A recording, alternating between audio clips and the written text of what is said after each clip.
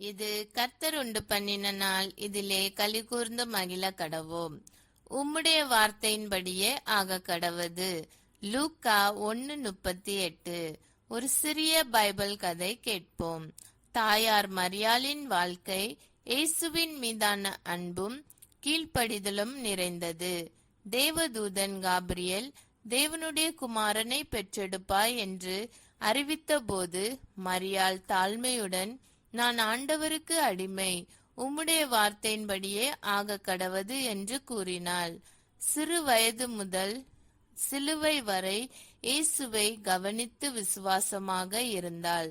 அவள் வாழ்க்கை நாமும் எல்லா காலங்களிலும் இயேசுவின் மீதான நம்பிக்கையில் நிலைத்திருக்க வேண்டும் என்பதை கற்பிக்கிறது. நாம் எல்லோரும் ஜெபிப்போம். அன்பின் பரலோக பிதாவே, விசுவாசத்திலும் கீழ்ப்படிதலிலும் சிறந்த உதாரணமாக இருந்த தாயார் மரியாளின் வாழ்க்கைக்காக உமக்கு நன்றி.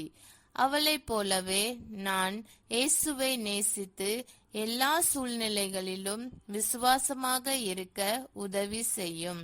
உமது வார்த்தை ஒவ்வொரு நாளும் ஆம் என்று ஏற்றுக்கொள்ளுகிற மனதை எனக்கு அருளும்.